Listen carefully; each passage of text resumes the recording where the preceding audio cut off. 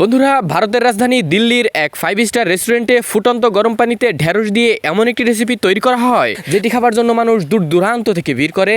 শুধু কি তাই, রীতিমতো টোকেন সংগ্রহ করে খাবারটি কিনে খেতে হয়।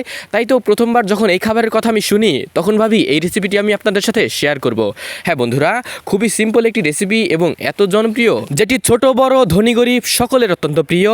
এবং এই ডিশটি তৈরি করার জন্য শুধু যে ঢেঁড়স সিদ্ধ করতে হয় তাই না, কিছুটা লবণ দিয়ে এটিকে সিদ্ধ করতে হয় এবং সিদ্ধ করে এটিকে নামিয়ে কিছুক্ষণ রেস্টে রেখে দিতে হয়। এই তো হয়ে গেছে। এবার এর সাথে প্রয়োজনীয় মশলাটাকে আমাদেরকে তৈরি করে নিতে হবে। প্রথমেই লাগবে টক দই। পরিষ্কার একটা পাত্রের মধ্যে আধা কাপ টক দই নিয়ে নিব এবং সেই সাথে নিয়ে নিব আধা কাপ পরিমাণে গুঁড়া মশলা, আধা কাপ দিয়ে দিব হলুদ গুঁড়ো আর আধা কাপ দিয়ে দিব মরিচ গুঁড়ো। এই তো সবশেষ উপকরণ হিসাবে দিয়ে দিব একটি নুডলসের মশলা বা ম্যাগি মশলা। এবার সবগুলো উপকরণকে করে নেব মিক্স এবং মেশাতে মেশাতে বলে দিচ্ছি এই ভিডিওতে যদি 50,000 লাইক হয় তাহলে এর সেকেন্ড পার্ট আমরা নিয়ে আসবো ইনশাআল্লাহ।